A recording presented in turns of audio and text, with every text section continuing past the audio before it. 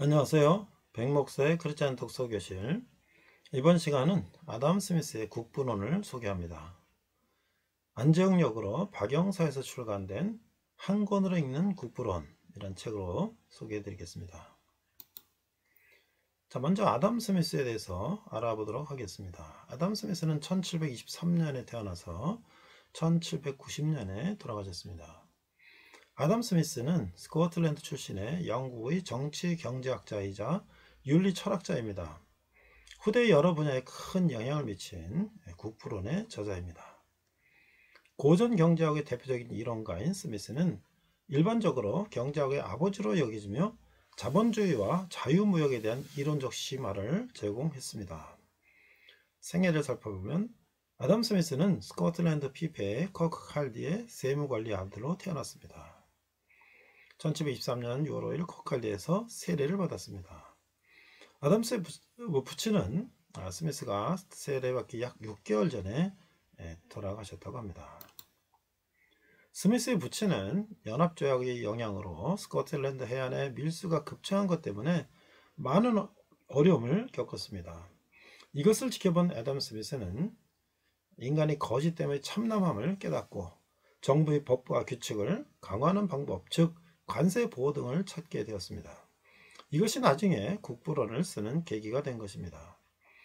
14살에 글래스고 대학교에 입학하여 철학자 데이비드 휴엄의 친구였던 프란시스 허치슨으로부터 윤리 철학을 공부하였습니다. 1740년 옥스퍼드 대학에 장학생으로 입학했으나 옥스퍼드 대의 생활은 그의 삶에 큰 영향을 끼치지 못하였으며 1746년에 자퇴하였습니다. 1748년에 케임스경의 후원하에 에든버러에서 공개 강의를 하게 되었고 강의에 대한 호평이 계기가 되어 1751년 글래스고 대학 논리학 강좌의 교부서가 되었습니다. 1750년경 데이비드 휴엄을 만났으며 돈독한 관계를 유지하게 됩니다. 1759년 유럽의 명성을 떨치게 된 도덕 감정론을 발표했습니다. 1764년부터 귀족인 타운젠트의 아들을 데리고 가정교사를 하며 유럽 여행을 시작합니다. 2년에 걸쳐 프랑스 등지를 여행하며 여러 나라의 행정 조직을 시찰하고 중농주의 사상가들과의 접촉을 통해 이들의 사상과 이론을 흡수하였습니다. 왼쪽의 사진은 글래스고 대학교 경영대학원의 아담 스미스 비즈니스 스쿨의 아담 스미스의 동상이 모습입니다. 귀국 후 저술활동에 전념하여 1776년 유명한 국부론을 발표하여 국가가 여러 경제활동에 간섭하지 않는 자유경쟁 상태에서도 보이지 않는 손에 의해 사회 질서가 유지되고 발전된다고 주장하였습니다. 이 책은 경제학 사상 최초의 체계적 저서로 그 후에 여러 학설의 바탕이 된 고전 중의 고전입니다. 1778년 스코틀랜드의 관세위원이 되고 1787년 글래스고 대학 학장을 지냈습니다. 그는 영국 정통파 경제학의 아버지라고 불리며 윤리학자로도 알려져 있습니다. 스미스는 시장 경제의 말로 사는 사람과 파는 사람 모두에게 만족스러운 결과를 낳으며 사회 자원을 적절하게 배분할 수 있다고 보며 다음과 같은 유명한 말을 남기기도 하였습니다. 우리가 저녁 식사를 기대할 수 있는 건 푸주간 주인, 술도가 주인, 빵집 주인의 잡심 덕분이 아니라 그들이 자기 이익을 챙기려는 생각 덕분이다. 우리는 그들의 박애심이 아니라 자기에 호소하며 우리의 필요가 아니라 그들의 이익만을 그들에게 이야기할 뿐이다 라고 했습니다. 그는 시장의 가격은 공정한 룰 안에서 자유롭게 자신의 이익을 추구하다 보면 시장의 적절한 가격이 이루어진다고 생각하였습니다. 하지만 독점이나 제3자의 개입에 의한 어떤 것도 반대하였습니다.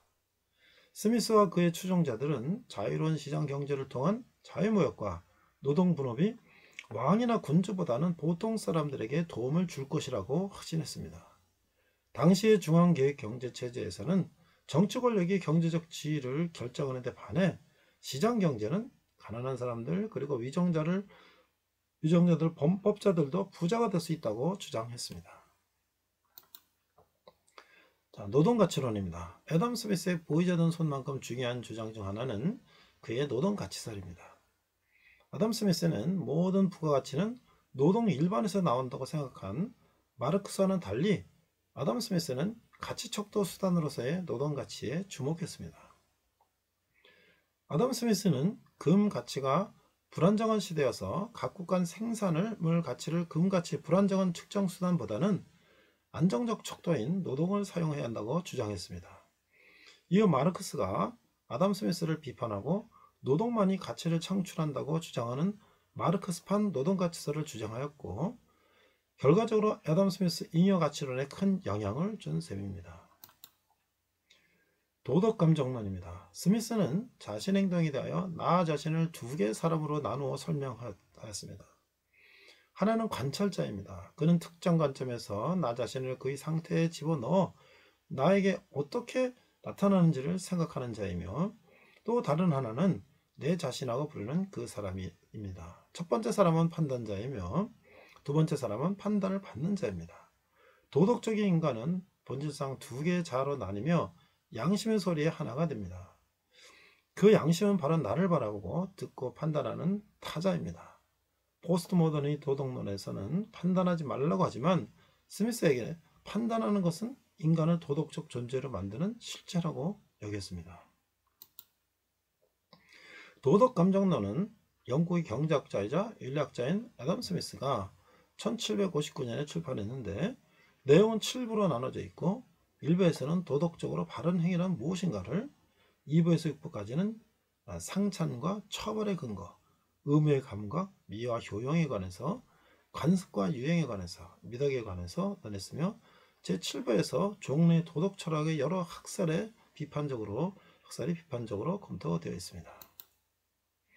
이 책에서 스미스가 말하는 도덕이라는 것은 오히려 사회적인 행위와 규준이라는 의미며, 다시 말해서 시민사회에서의 질서의 원리였습니다. 스미스는 그것을 공감의 원리로서 전개시키고 있습니다. 즉, 자기의 행동이 타인의 공감을 받을 수 있느냐 없느냐, 자기를 타인의 입장에서 보았을 때 자기 행동을 시인할 수 있느냐의 여부가 사회적 행위의 기준이 된다고 스미스는 생각했습니다. 스미스가 국부론에서 이기심의 철학을 주장했다고들 하지만 그것은 결코 질서를 파괴하는 따에 방조한 것이 아니라 이러한 객관적인 행위 기준 때문이었던 것입니다. 자, 이제 한국어 읽는 국부론으로 들어가서, 이 책은 아담 스미스의 국부론의 핵심 내용만을 번역한 책입니다. 이 국부론이 약 750페이지에 달하는 방대한 책이고, 또 내용이 너무 복잡하기 때문에 또 현대 영어가 아니라 읽기가 대단히 어렵습니다. 그래서 국부론은 가장 많이 언급되어 있지만 읽어본 사람이 거의 없는 책입니다.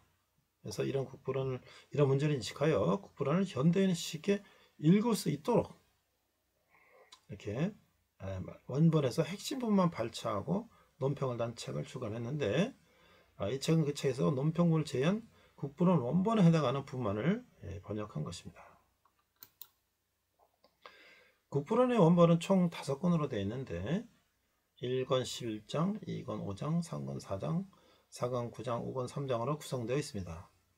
이 책에서 번역된 부분은 1권, 2권, 3권, 4권 일부와 7장, 9장 일부, 그리고 5권 이렇습니다. 이 내용은 국부론 전체의 약 반 정도인데, 전체 국부론의 일부밖에 안 되지만 국부론의 핵심 내용이 다 들어가 있습니다. 사실 나머지는 부연 설명이거나 사례로 구성되어 있습니다. 그래서 이 책만 읽으면 국부론의 핵심 내용은 다 파악할 수 있다고 보겠습니다. 국부론은 경제학 전공자만을 위한 책이 아닙니다. 국부론은 개인의 행동 원리에 기초하여 사회현상을 설명하는 사회 이론입니다. 거기다 우리는 경제 철학과 정치 철학을 만날 수 있고 많은 역사적 사실을 접할 수 있으며 역사의 흐름을 간파할 수가 있습니다. 그런 점에서 국부론은 인문학과 사회과학의 지식 보고입니다. 그래서 인문학과 사회과에 관심 있는 사람이면 누구나 읽어봐야 할 책이라고 소개하고 있습니다. 자, 책의 목차를 보면 역자 서문을 시작돼서 1. 노동 생산력을 상승시키는 원인과 그 노동 생산물이 다양한 계층의 국민들에게 자연스럽게 분배되는 질서. 분업에 대해서도 들어가 있습니다. 분업을 일으키는 원리, 다음 화폐의 기원과 사용, 노동임금, 자산의 특성과 성과 축적 및 사용, 자산의 분류, 사회 총자산 중 특정 부분으로 여겨지는 화폐와 국가자본의 유지 비용. 각 나라의 국부의 증진의 차이, 국부의 자연적 증진, 로마 제국의 멸망 후 고대 유럽에서 농업의 퇴보, 로마 제국의 멸망 후 대도시와 소도시의 발생과 발달, 도시 상업이 어떻게 농촌의 발전에 기여를 했는가. 정치 경제학의 학설에서 보면 상업주의 또는 중상주의 원리, 국내 생산 가능한 상품에 대한 수입 제한, 무역 수지가 불리한 국가로부터의 수입 제한에 대하여, 다른 원리들에서 본 과도한 규제 불합리성, 식민지에 대해서 아메리카가 동인도 항로의 발전으로부터 얻은 유럽의 이익에 대해서, 그 다음에 이제 중농주의, 토지와 생산물을 보는 국가의 부와 수입의 유일한 주된 원천이라고 보는 정치 경제학설, 이런 식으로 국왕 또는 국가의 경비, 이런 식으로 되어 있습니다. 우리가 아담 스미스의 국부론을 말은 많이 들어봤지만 이 핵심만 읽을 수 있는 이 책을 통해서 우리가 다시 한번 아담스의 국부론에 어떤 핵심 내용을 가지고 있는지를 살펴보면 좋을 것 같습니다. 이상 백목사의 크리스찬 독서교실이었습니다. 안녕하세요. 백목사의 크리스찬 독서교실. 이번 시간은 박문재역 현대지성 출판사에서 출간된 막스 베버의 프로테스탄트 윤리와 자본주의 정신이라는 책을 소개합니다.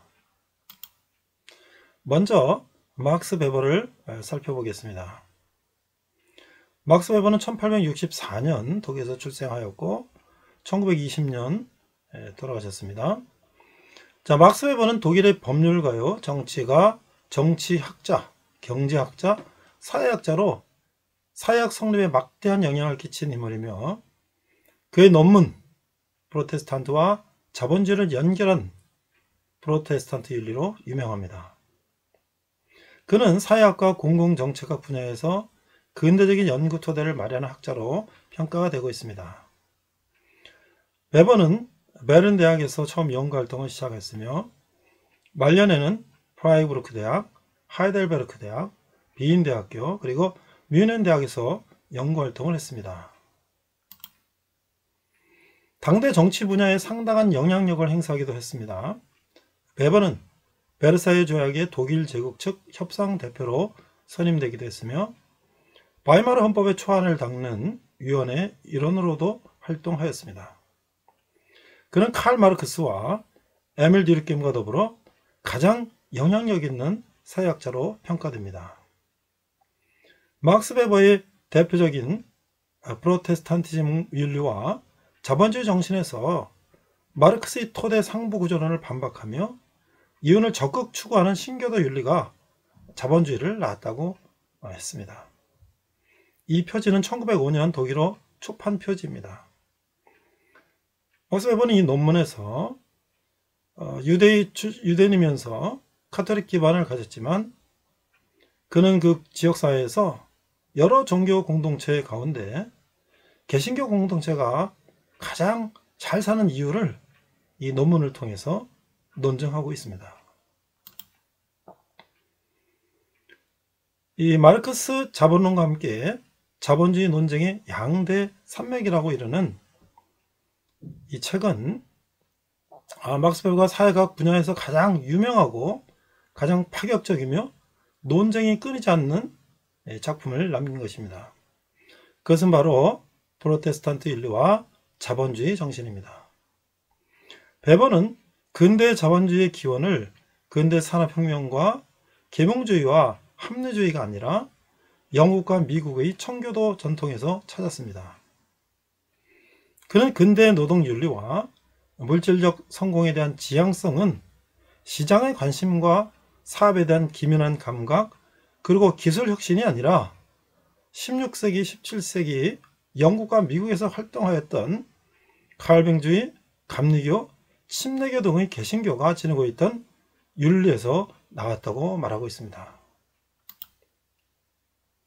그들의 윤리와 종교의 자유를 확보하고자 했던 그들의 투쟁이 다른 모든 인권을 확보하는 데 모퉁이 돌이 되었다고 말하고 있습니다. 이 논증으로 인해 이 책은 발표 당시에 격렬한 논쟁을 불러일으켰고 그 격렬함은 오늘에도 전혀 식지 않고 있습니다. 우리는 왜 이 책을 읽어야 할까?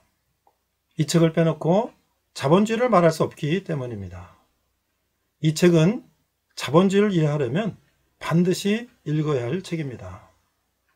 곧 자본주의에 대한 관심이 없다 하더라도 그저 이 책에 담긴 베버의 지성을 맛보는 것만으로도 우리에게 큰 유익과 즐거움이 될 것입니다. 목차를 살펴보면 문제제기에 있어서 종파와 사회계층, 자본주의 정신, 루터의 직업 개념을 논증하고 있고요. 2부에서 금욕주의적 개신교의 직업 윤리에 있어서 칼뱅주의, 경건주의, 감리교주의 등을 논증하고 있습니다. 오늘날 자본주의에 대해서 많은 의문을 제기하고 있는데 우리가 자본주의가 어떻게 유래됐는지 이 막스 베버의 논문을 통해서 다시 한번 살펴보는 좋은 계기가 되었으면 좋겠습니다. 이상 백목사의 크리스찬 독서교실이었습니다. 감사합니다. 안녕하세요. 백목사의 크리스찬 독서교실. 이번 시간은 11조의 비밀을 한 최고의 부자 록펠러에 대해서 소개합니다. 책은 이대응저 미래사에서 출간된 책입니다. 먼저 록펠러에 대해서 알아보도록 하겠습니다. 존 데이비슨 록펠러는 미국의 사업가이며 대부호입니다. 1870년 스탠다드 오일을 창립하여 석유 사업으로 많은 재산을 모아 역대 세계 최고의 부자로 손꼽히는 인물입니다. 2010년 현재 세계 최대 석유 기업인 엑슨모빌도 그가 세운 스탠다드 오일에 그 기원을 두고 있습니다. 1853년 가족을 따라 오하이오주로 이주했습니다. 넉넉하지 못한 집안 형편으로 고등교육을 받지 못했고 16세 때 클레벌랜드에서 농산물 중개 상점에서 근무하다가 곧 자신의 중개 사업을 시작했습니다. 1859년 펜실베니아에서 석유 광맥이 발견되자 1862년 석유 정접에 손을 대었습니다. 1870년 스탠다드 오일 회사를 설립하고 뛰어난 경영수단으로 얼마 안 되어 미국 최대의 정유회사가 되었습니다. 스탠다드 오일 트러스트를 조직하여 석유업의 독점적 지배를 확립하였으나 반트러스트법 위반으로 인정되어 1899년 트러스트를 해산하였습니다. 이어서 뉴저지 스탠다드 석유회사를 설립하였으나 1911년 미국 대법원에 의해 해산을 명령받아 은퇴하였습니다. 그는 은퇴를 했지만 회사의 지분은 대부분 그가 소유했습니다. 여기는 뉴욕에 있는 록펠러 센터의 모습입니다. 그 후 자선사업에 몰두하여 시카고 대학교를 설립하고 록펠러 재단을 세워서 병원, 의학연구소, 교회, 학교 등의 문화사업에 전념하다가 1937년 97세로 사망하였습니다. 그는 1년 4년을 남겼는데 이들 존 디 록펠러 2세가 사업을 계승하였으며 부통령을 지낸 넬슨 록펠러 등 그의 많은 후손들이 정계의 재계에서 활동하며 미국의 유명한 록펠러 가문을 형성했습니다. 왼쪽에 보면 록펠러의 노년의 사진인데요. 미국은 스티브 잡스부터 록펠러까지 왜 그들은 성공한 사업가를 가르칠까? 자, 이 11조의 비밀이라는 최고의 부자 록펠러는 이 책은 이렇게 소개됩니다. 록펠러는 인류가 자본주의 시대를 맞이한 이래 가장 많은 돈을 벌어들인 세계 최고의 부자입니다. 그가 벌어들인 돈은 현재의 가치로 따져서 빌 게이츠의 3배에 달한다고 합니다. 우리가 알다시피 빌 게이츠는 어마어마한 부자죠. 그런데도 현재 가치로 그보다 3배가 더 부자라고 하면 과연 록펠러는 얼마나 어마어마한 부자가 되겠죠? 이 책은 미국 전체 석유의 95%를 독점하면서 세계 최고의 부자가 되었던 록펠러의 평전입니다. 특히 이 책은 기독교인으로서의 록펠러에 주목하고 있습니다. 이 책을 읽고 나면 독자들은 록펠러가 어떻게 세계 최고의 부자가 되었는지 확연하게 알 수 있게 됩니다. 그는 가난한 가정에서 태어나 자수성가를 해서 억만장자가 되었지만 억만장자가 된 뒤에도 근검 전략 정신으로 일관했습니다. 그는 일기를 쓰듯 평생 회계장부를 철저히 썼으며 수입을 온전히 계산해 온전한 11조를 하나님께 드렸습니다. 그는 학교에 들어가기 전부터 어머니의 가르침에 따라 98세로 세상을 떠날 때까지 한 번도 빠짐없이 수입의 10분의 1을 헌금으로 하나님께 드렸다고 합니다. 세계 최고의 부자간 뒤에는 11조를 계산하기 위해 별도의 11조 전담부서에 직원을 40명이나 둘 정도였습니다. 고등학교를 졸업하자마자 작은 회사의 사원부터 성실하게 일해온 사업가 록펠러의 삶과 온전한 11조를 드리면 하나님의 복을 받을 수 있다는 성경 말씀대로 행한 기독교인 록펠러의 삶이 서로 교차하며 신앙에 근거한 신실한 삶이 가져다주는 성공의 미덕을 보여줍니다. 또한 노년에 이르러 자신의 부를 자선사업에 아낌없이 쏟아부음으로써 기감이 된 그의 모습에 집중합니다. 목차를 잠깐 살펴보면 11조 2센트 록펠러의 가족, 들성부른 떡잎, 어머니의 신앙, 달란트의 발견, 직장을 구하다, 성실과 정직, 사업의 시작, 자선활동과 신앙. 석유왕 록펠러, 본격적인 사업. 석유의 시대, 스탠다드 오일, 최고의 기업으로, 스탠다드 제국. 그 다음에 자선왕 록펠러, 쏟아지는 비난, 인생의 하프타임, 자선도 사업처럼. 11조의 비밀입니다. 11조 록펠러, 교육발전과 의학연구, 자선의 트러스트. 우리는 록펠러가 가장 부자라고 생각했고 더 독점적으로 그가 운영을 해 사업을 해서 부자가 됐다고 하지만 그는 이제 또 노년에 자선사업을 통해서 많은 사회에 기여하고 기부하고 또 학교를 세우고 이런 신앙인으로서의 삶을 살면서 그 후손들이 아주 훌륭하게 된 그런 가문을 일궈낸 사람입니다. 우리는 부자로서의 록펠러와 또는 사업가로서의 록펠러 또는 신앙인으로서의 록펠러를 이 책을 통해서 한번 살펴보면 좋을 것 같습니다. 이상 백목사의 크리스찬 독서기실이었습니다.